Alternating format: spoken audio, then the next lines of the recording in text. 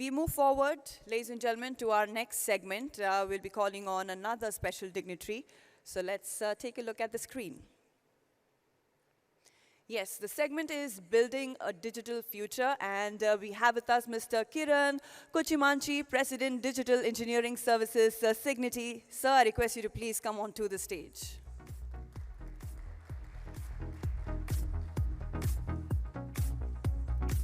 Over to you, sir. Thank you. Okay. You are? Thank you very much. I hope you can hear me on this too. I'm going to be moving around a bit. I'm not used to standing at a podium and speaking generally. But thank you, NASCOM, for organizing this. This year's forum, NASTech, I think is very apt. TechTONIC. Technology powered by what you call tonic, transformation, innovation, opportunity, collaboration. I think it's perfect for the world that we live in today. And I'd like to thank Mr. B.V.R. Mohan Reddy for his wonderful and inspiring speech this morning. I think he covered key points about power, potential, and promise of technology. And I would like to take that a little further today through my conversation this morning. And I'm going to be speaking about building a digital future. And I'm going to cover 3 topics as part of that. First, a little bit context of the world that we live in today. Second, in the context of the world that we live in today, how do enterprises have to transform themselves in order to stay relevant and in order to thrive as well? And the third, how do we as people that are part of this ecosystem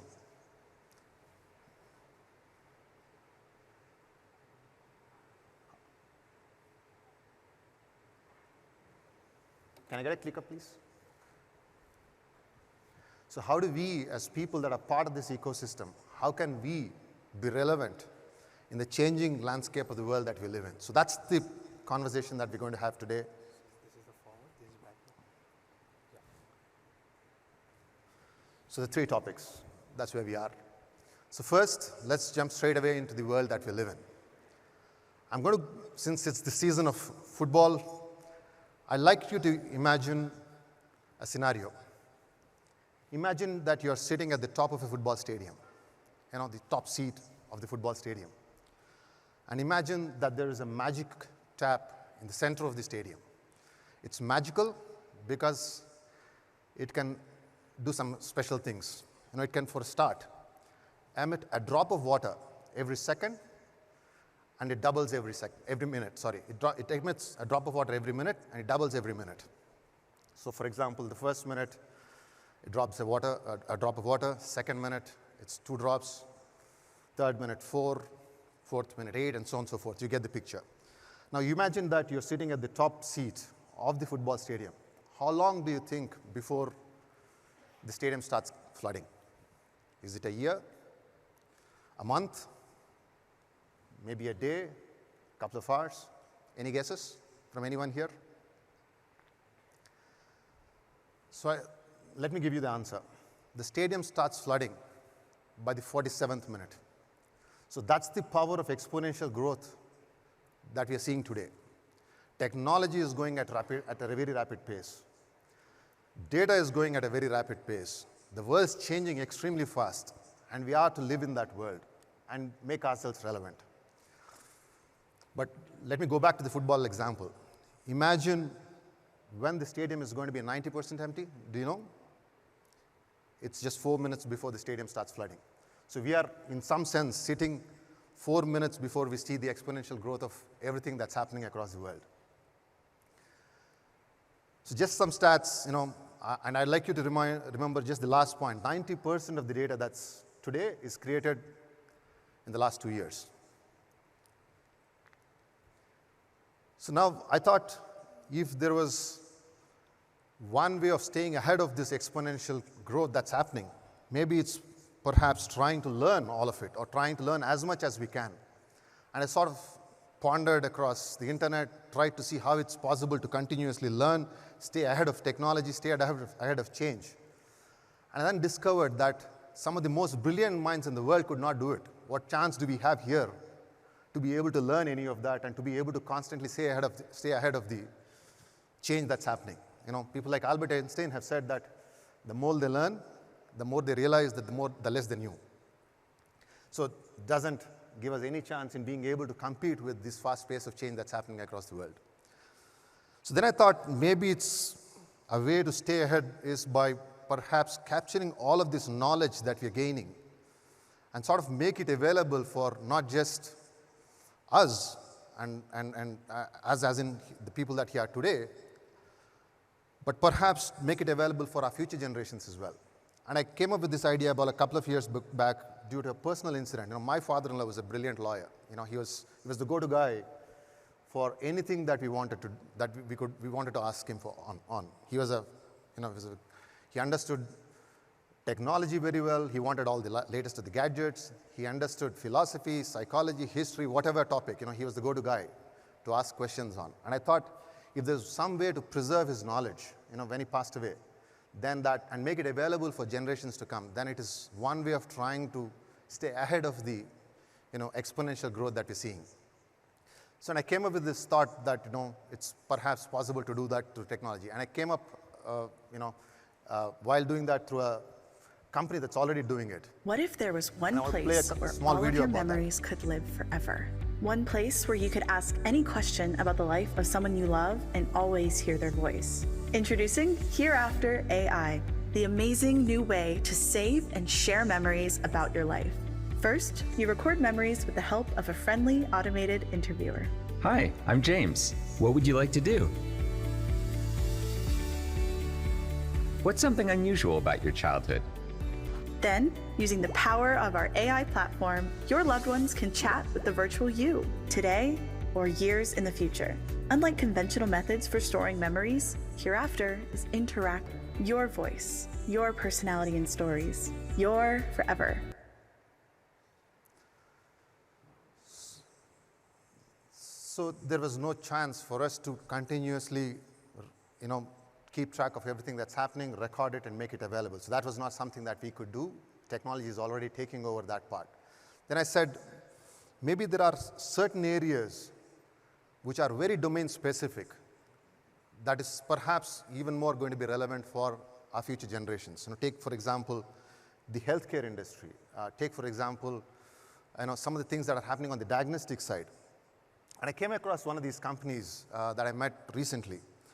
This company, now using simple wearable technology, is able to track body temperature, stress levels of the person who's wearing that wearable device, including some of the latest research that they're conducting on being able to use laser technology to seep through the skin, look at the blood viscosity levels, and be able to predict the sugar levels in the blood.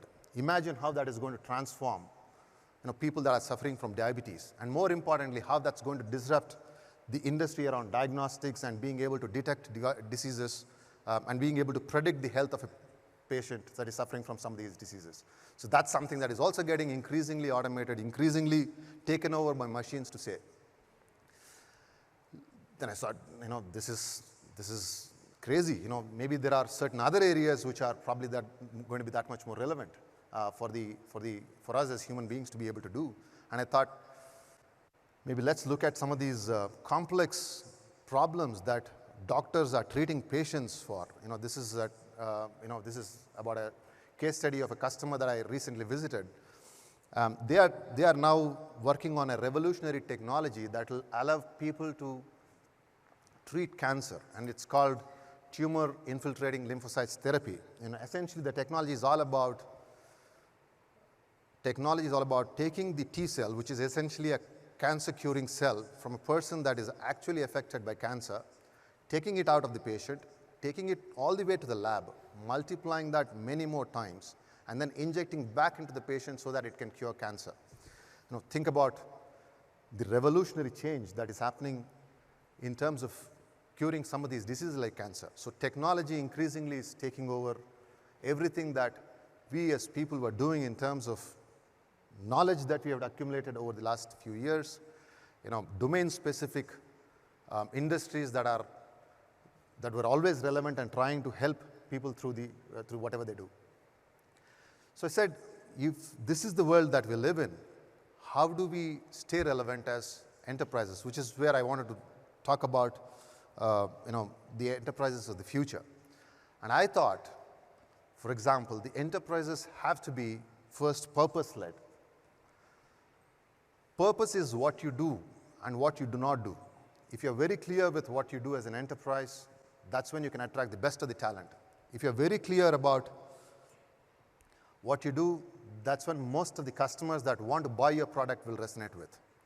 And I would like to cite two examples.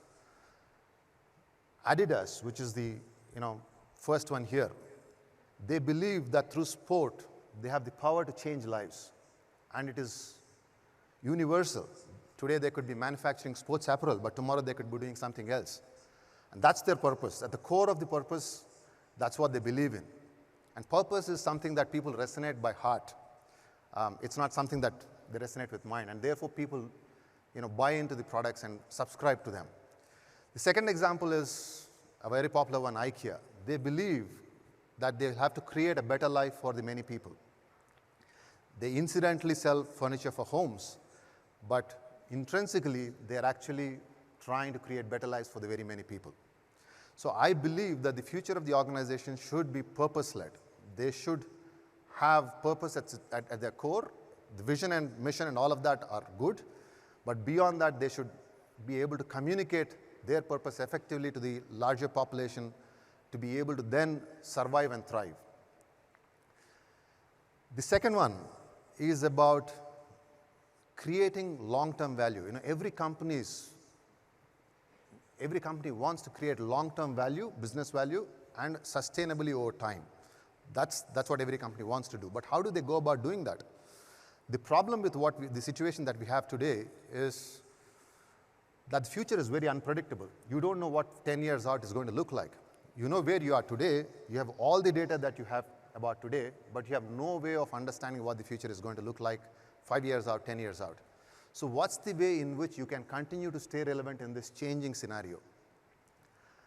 I think companies will have to adapt innovation as their framework, and not innovation by way of creating an R&D center and doing one-off project, but innovation as a programmatic practice through which they are trying out thousands and millions of ideas, looking at what works, what doesn't work, and being able to use those that work and take them forward into what they offer to their end customers. So that's, I think, what companies have to continue to aim for. So innovation is core to every company's business moving forward. It's no longer a good to have. It's a must. And this has to be across a time frame, a small, medium, and a long-term time frame. The third one, I think, is about constantly learning. Execution is no longer about doing something that is set. It's no longer about operating in your own comfort zone. It's about constantly learning. Imagine doing an open heart surgery. Imagine changing, a Formula One race car competing, and you're constantly reading information about everything that's happening on the field, everything that needs to happen moving forward, and using that real-time information to be able to adapt and change quickly in the direction that you're taking. So that, I think, is going to be an extremely important, feature of organizations of the future. So 3 points: purpose-led, innovation-driven, and execution through continuous experimentation and continuous learning. These are essentially 3 ways in which I think the companies in the future are going to be using to be able to stay relevant. Now, the last section of my speech, how do the people that we are today, how do we now equip ourselves to be able to stay relevant in this changing scenario of the world, the changing dynamics of how the enterprises that we're going to be part of are operating in?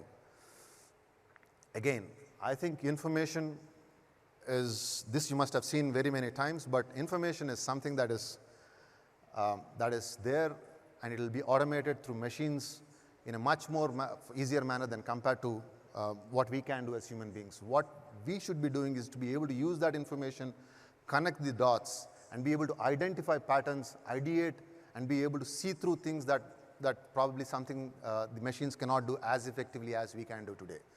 So that's, I think, information versus knowledge, the difference between information and knowledge, and how we as people should be focusing on gaining knowledge and looking to the patterns that we can identify in the information that's collected. The second one is about being human, and this is about some of the aspects that the machines are not capable of. For example, creativity is something that I think the machines are not capable, at least for now, like we as human beings can do. Take, for example, being able to question the status quo, being able to identify some of the problems for the great challenges that we're facing in the future. Sustainability, climate change, these are all things that are going to be issues that we're going to be grappling as human mankind in the future. So how do we find creative solutions to all these problems? That is something that I think we are going to be extremely relevant moving forward.